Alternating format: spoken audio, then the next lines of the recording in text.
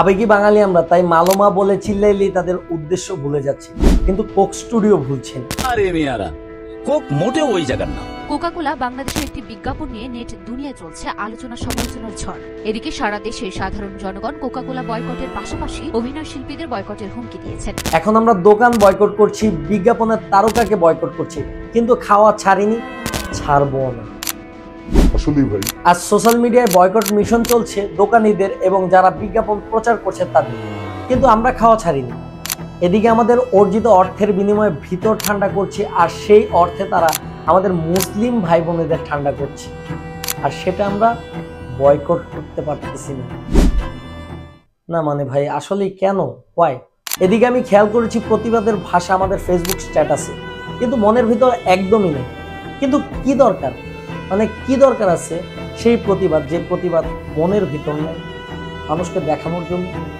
আমি না সেটাই বুঝি। কাল এক ভাই পোস্ট করতেছে বয়কট কোকা-কোলা, কিন্তু সেই সময় তার হাতে ছিল কোকা-কোলার বোতল, মানে সে খাচ্ছে আর পোস্ট করতেছে বয়কট কোকা-কোলা। সিরিয়াসলি ভাই? এবার আপনারাই বলুন, কোকা-কোলা কোম্পানি কেন বাংলাদেশে কোকা-কোলা বিক্রি করবে না? প্রশ্ন থাকতেই পারে।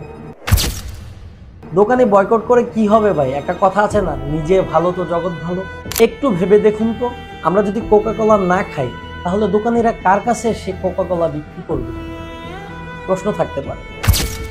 দেখবেন না, আবেগী বাঙালি কোক স্টুডিওর গানে নিজের গলা মিলিয়ে গান গাইছে, মালোমা জিলোজি।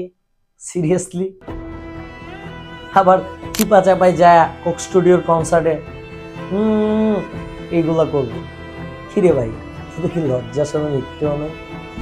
মানে ভাই, আমরা কোন দুনিয়ায় বসবাস করতেছি আমি সেটাই বুঝি না। এখনো সময় আছে, বয়কট করে তাদের পণ্যকে যে পণ্যের লভ্যাংশ দিয়ে মুসলিম জাতির কোনো ক্ষতি হয়। তাই আমার দায়িত্ব আমি পালন করছি, আপনার দায়িত্ব পালন করছেন তো?